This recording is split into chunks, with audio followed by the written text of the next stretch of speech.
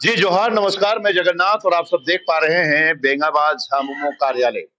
बताया जाता है कि चुनाव की सरगर्मी जहां सिर चढ़ करके बोल रहा है, वहीं अन्य स्थानों से भी अपने प्रत्याशी को जिताने के लिए जी तोड़ मेहनत कर रहे हैं, लगातार जनसंपर्क अभियान कर रहे हैं। इसी क्रम में भरकट्टा विधानसभा के विधायक जानकी यादव यहाँ पर पहुंचे हुए हैं। आइए उनसे हम लोग जानेंगे कैसा चल रहा है जनसंपर्क अभियान और कैसा चल रहा है रुझान, कल्पना वो कैसे जिता रहे हैं। हम लोग उन सब बिंदुओं पर आज बात करेंगे। बहुत बहुत स्वागत है हमारे चैनल में आपका।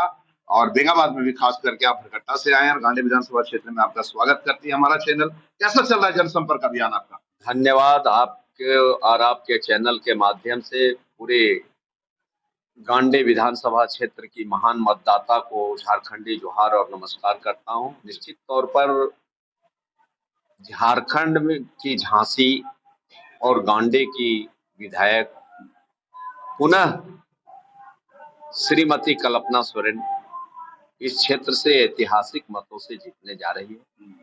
चूंकि उन्होंने उपचुनाव अभी 5-6 महीने पहले जीती और जो कल मैंने देखा गांडे क्षेत्र में कई बड़े बड़े सड़कों का जो निर्माण शुरू हो गया है, कई पुलों का उन्होंने शिलान्यास किया है, कार्य शुरू हुआ है। ग्रामीण क्षेत्र में जाके लोगों से मिले, बात किए तो इतनी उत्सुकता थी, उतने लोग खुश थे कि हम लोगों के लिए तो एक देवी के रूप में आई है कल्पना सोरेन।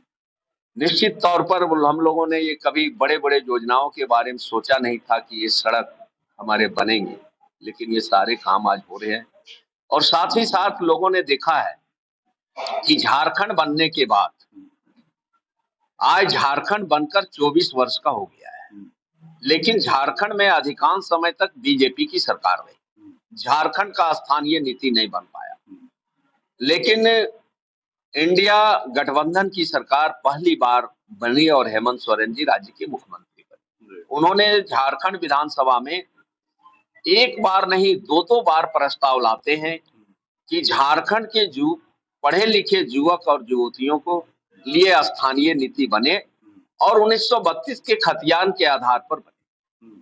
आरक्षण और संरक्षण यहाँ के झारखंडियों को, मूलवासियों को, आदिवासियों को जो नियम संगत है उसके अनुसार मिले। निश्चित तौर पर उन्होंने दूसरा प्रस्ताव लाया कि ओबीसी पिछड़ा वर्ग को 27% आरक्षण मिलना चाहिए और तीसरा उन्होंने लाया कि झारखंड का पहचान है सरना कोड, इसलिए सरना कोड लागू होना चाहिए। लेकिन ये दो बार विधानसभा में ध्वनि मत से पास होता है, सर्वसम्मत पास होता है। उसके बाद बीजेपी की जो केंद्र में सरकार है उसके इशारे पर महामहिम राज्यपाल के महोदय के माध्यम से इसे वापस लौटा दिया जाता है। इससे झारखंडियों में बहुत रोष है, आक्रोश है कि हमारा जब कोई नीति ही नहीं बना है, स्थानीय नीति ही नहीं बना है कि मैं किस ओर जाऊं, तब तक झारखंड के युवक और युवतियों को नौकरी कैसे मिल सकेगा, उन्हें रोजगार कैसे मिल सकेगा। और जब इसी कारण से बीजेपी बौखला गई और हेमंत सोरेन जी पर तरह तरह का षड्यंत्र किया। उन्होंने भाजपा के सामने सरेंडर कराने का प्रयास किया, लेकिन हेमंत सोरेन ने कहा कि मैं विषम गुरु शिबू सोरेन का बेटा हूं, जिन्होंने लड़ाई लड़ करके झारखंड को बनाने का काम किया है। झारखंड में कई चीजों को, कई व्यवस्थाओं को उन्होंने समाप्त किया है, तो इनको झूठे मुकदमे में फंसा करके जेल में डाला गया। और आपने देखा कि जब माननीय झारखंड उच्च न्यायालय के पास, माननीय जज के पास जब जाता है फाइल, तो वो कहते हैं कि इसमें बेल नहीं, ये केस ही खारिज होने लायक है, इसलिए कि इन पर मुकदमा बनता ही नहीं था।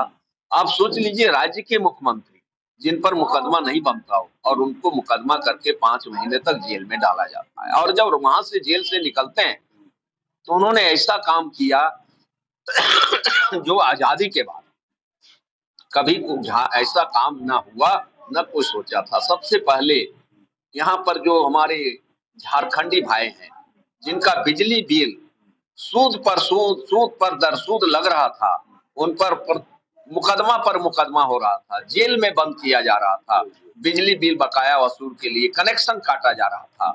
उन्होंने कहा जो भी झारखंड का बिजली बिल बकाया है, जिसका भी है, वो सारा बिल माफ किए। उन्होंने 200 यूनिट बिजली मुफ्त किए। इतना ही नहीं, किसानों का जो किसान आत्महत्या तक इस देश में किए हैं, अपना कर्ज की से बोझ से हटने के लिए उन्होंने 2 लाख रुपया तक का केसीसी ऋण माफ किया।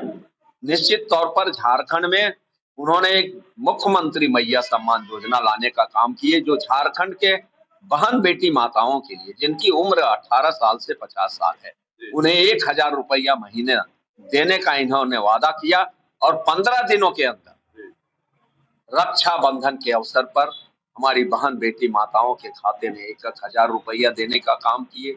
उन्होंने दूसरा किस्त उन्होंने कर्मा के अवसर पर दिए और तीसरा छठ महापर्व के समय मिलना शुरू हो गया। तो निश्चित तौर पर इस तरह का जो कार्य हुए हैं, ये जनता को अभी लग रहा है कि हमारी सरकार अभी आई है, हमारी सरकार अभी बनी है, इसलिए लोगों को बहुत आशा और उम्मीद है। और हम लोग कांडे में तो ऐतिहासिक मतों से जीत हो रहा है। निश्चित तौर पर चूंकि यहाँ जो चुनाव लड़ रही है वो कई क्षेत्रों में जाकर के झारखंड में आज पूरे स्टार प्रचारक के रूप में, ये गांडे के लिए बड़ा सौभाग्य है कि यहाँ से कल्पना सोरेन जी चुनाव लड़ रही है। इसलिए यहाँ गांडे के लोगों का भी मान सम्मान का सवाल है और हमको लगता है कि झारखंड में सबसे अधिक मतों से गांडे विधानसभा से जीत सुनिश्चित होगी। और निश्चित तौर पर मैं बताना चाहता हूँ, हमारे यहाँ तो 13 तारीख को ही मतदान हो गया है और हम लोग भी चुनाव में हैं और हम लोग का रिजल्ट हो चुका है, लेकिन 23 को ही आउट होगा।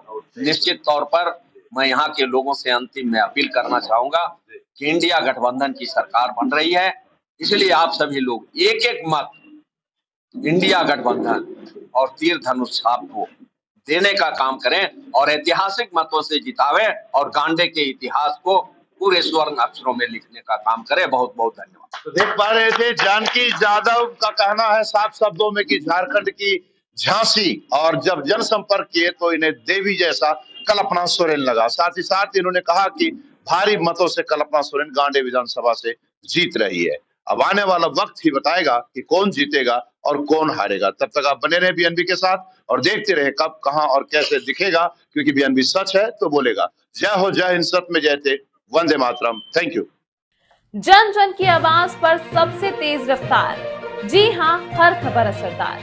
मेरे चैनल को करें अभी सब्सक्राइब। 11 वर्षों से बीएनबी पर आपका विश्वास सर चढ़कर बोल रहा है। जी हां, तभी तो खबर की सच्चाई को बीएनबी खरे सोने की तरह तोल रहा है। सच की आवाज होगी बुलंद और झूठ का नाव डोलेगा। बेशक आप बने रहें बीएनबी के साथ, क्योंकि बीएनबी सच है तो बोलेगा।